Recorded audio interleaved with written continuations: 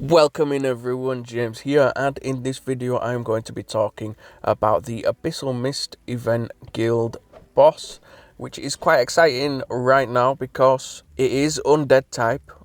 I'm not going to try and pronounce his name, but it is undead type, so the only option we had for a high score really before this event was Delphinia, and she's not that good because she's blue. So now that they have introduced the new hero Bacon, we have got a unique undead type distributor, and this is the best hero for alchemist class to use in guild bosses regardless of their type. It's just going to stand out more versus the undead guild bosses. So the build that I'm using in this video is an alchemist side build. You see all those charms there, they are alchemist hero charms, and it adds up to 485% boost. So all of the damage that my Bacon will be doing will be boosted by 485%, and then whatever my library is there is probably about 30%, I think. But for the guild bosses, what you want to do is have a distributor hero and then try and rage every single round if you can. You're not going to be trying to use the base powers, you're not going to be trying to punch because these event bosses are incredibly squishy, and if you are level 70 with an upgraded gauntlet, you can't punch this boss until round 6.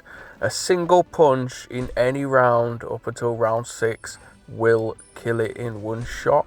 What we need to do really is keep it alive long enough to charge rage and to get exposed if we can, and then unleash the distributed rage power to maximize damage.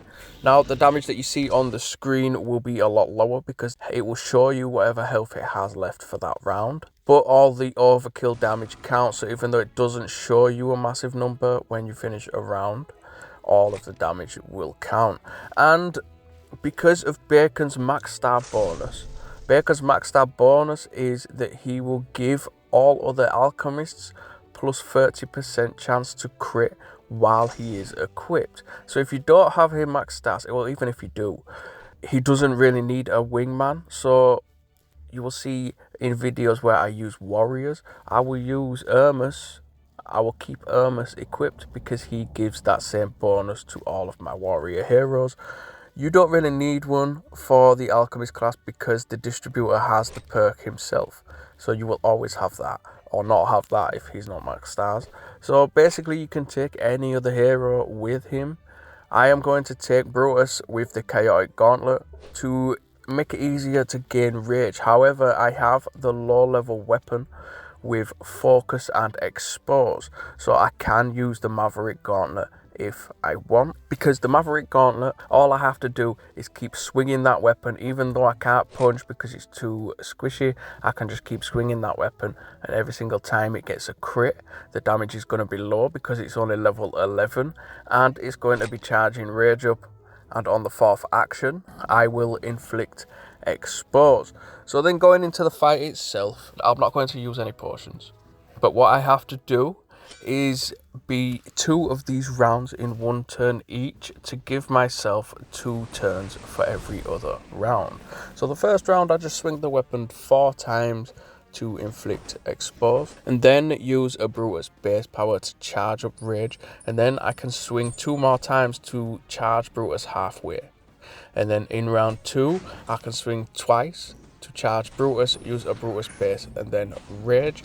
If I do that for round 2 and round 4, that is my 2 rounds in 1 turn each without using any potions, and I am able to inflict expose on all the other rounds with the weapon. And basically all you do after that, once you've got your 2 rounds out of the way, you know you're safe to take 2 turns for every other round. This probably sounds incredibly complicated, but it's not. But once you've got those 2 out of the way and you've done them in 1 turn each, you've got 2 turns now, so you can use a full turn to expose, because expose is the 4th action.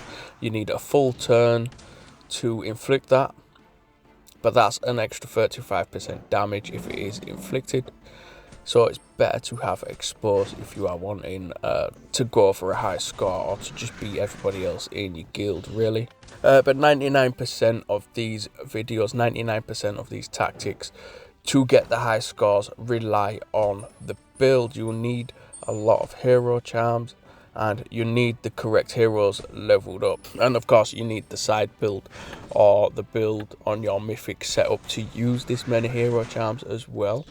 So just playing the rift and getting through the rift and being consistent in the rift as well will help you reach that stage. Once you do get to round 6, you can punch it twice, but that's all you can get because it is so squishy. But then just punch twice and then carry on with the sequence.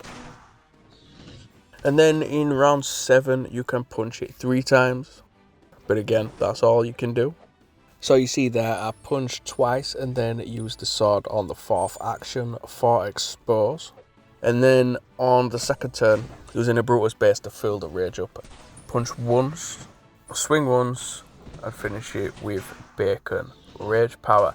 And again, the point is to just keep it alive long enough, of course. Inflict expose and gain rage. And if you could do all 3 of those things, then you're laughing. And in that run I got 31 million. I did have another go last week using the Maverick Gauntlet method, and I got 35 million on this boss. But yeah, that's how you do it. And that is a pretty big deal because it is the Alchemist class, which we have been waiting for a distributor for Alchemist for a long time. But that is it from me today. Subscribe to the channel if you haven't already. I have been James B09. Good luck out there.